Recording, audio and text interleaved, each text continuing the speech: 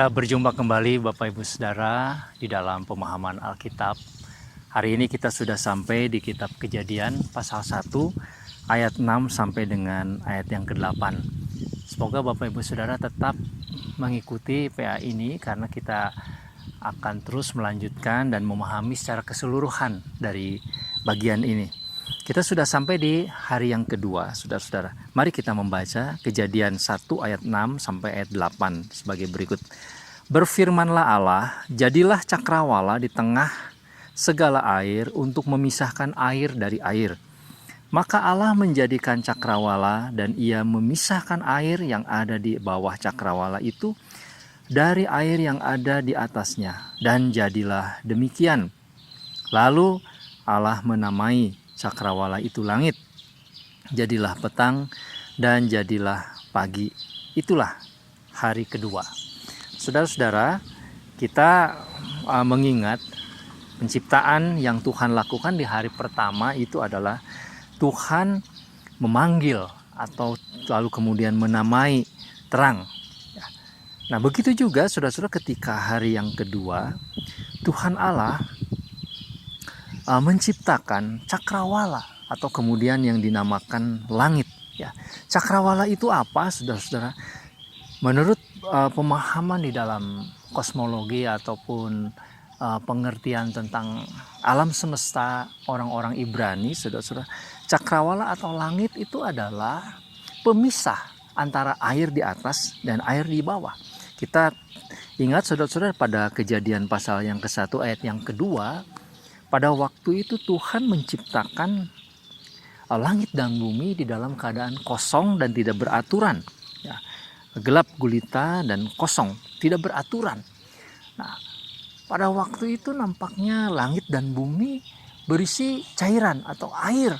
Ya, tetapi kemudian saudara-saudara pada hari yang kedua ketika Tuhan sudah menciptakan terang, ada terang lalu dipisahkanlah terang dengan gelap, lalu kemudian Tuhan memisahkan air itu. Air yang meliputi alam semesta itu Tuhan pisahkan sehingga ada air yang ada di dalam bumi atau di bawah bumi dan kemudian ada air yang di atas. Dan yang menjadi pemisahnya itu disebut sebagai cakrawala. Dan kita tahu saudara-saudara air yang ada di bumi itu adalah lautan atau samudra.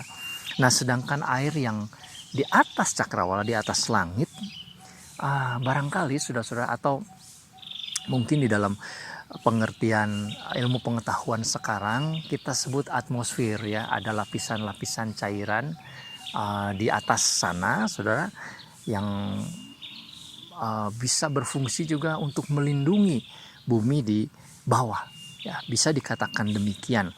Secara persis memang secara ilmu pengetahuan kita tidak tahu, saya pribadi tidak tahu, kita harus banyak membaca dan mungkin bertanya kepada para ahli tentang lapisan-lapisan atmosfer itu, ya, apakah zatnya itu H2O saja, saudara, atau ada yang lain juga.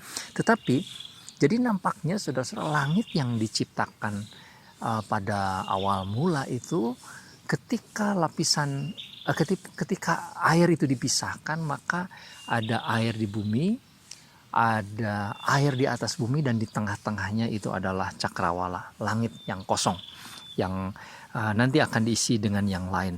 Nah, saudara-saudara, ini yang penting yang kita bisa perhatikan mengenai kata memisahkan atau membagi, ya. Saudara, kalau perhatikan nanti di dalam penciptaan Tuhan, dari sejak Tuhan menciptakan terang, lalu Tuhan kemudian memisahkan terang dengan gelap. Tuhan memisahkan air dengan air. Dan nanti saudara-saudara, lalu kemudian fokusnya diarahkan kepada air yang di bawah, yang ada di bumi. Tuhan memisahkan air yang di bumi sehingga ada hari yang ketiga itu ada air saja, tetapi juga ada daratan. Dan terus begitu.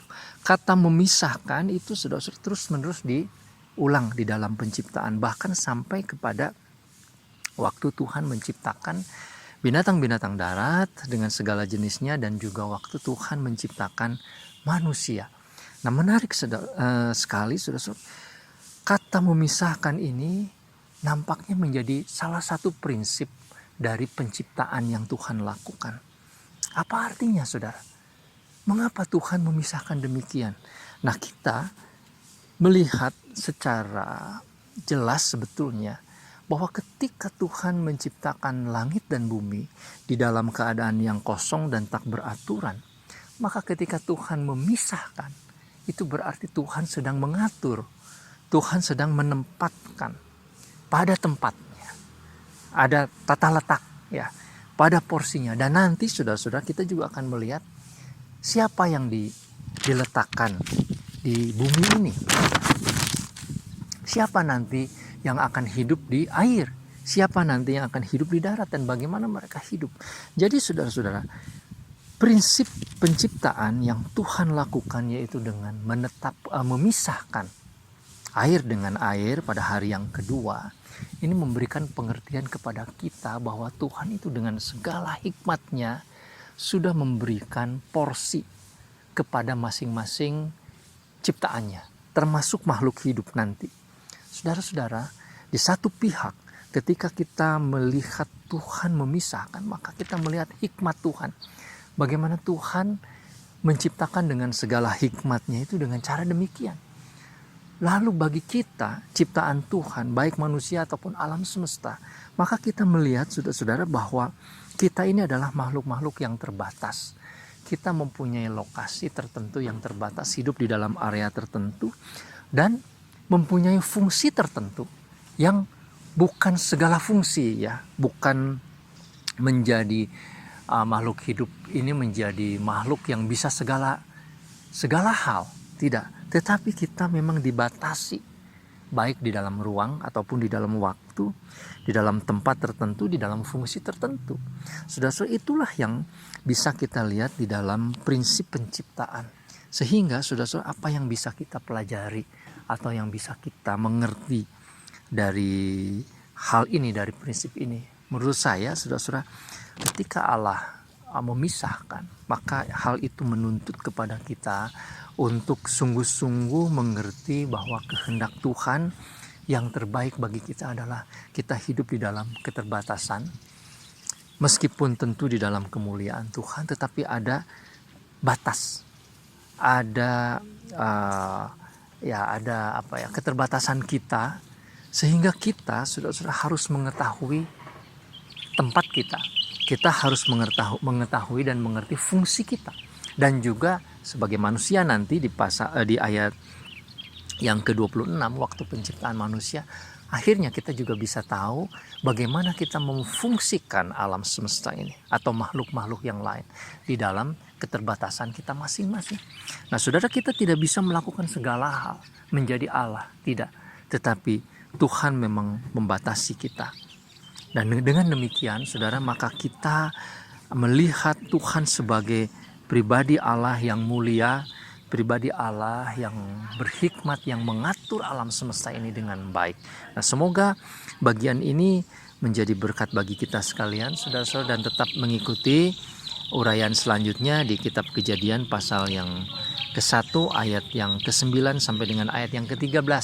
Ini adalah bagian hari yang ketiga. Saudara, mari kita berdoa. Bapa di surga, tolong kami supaya kami mengerti bahwa ketika Tuhan memisahkan bagian-bagian di dalam alam semesta, itu berarti Tuhan sedang mengatur alam ini untuk kebaikan alam ini, untuk kebaikan makhluk ciptaan Tuhan. Dan kami melihat hikmat Tuhan, bagaimana Tuhan menempatkan kami masing-masing di dalam fungsi dan di dalam pengaturan Tuhan. Tolong kami ya Bapa, supaya kami semakin mengerti dan melihat kemuliaan-Mu. Di dalam nama Tuhan Yesus kami berdoa. Amin. Tuhan Yesus memberkati, sampai berjumpa kembali.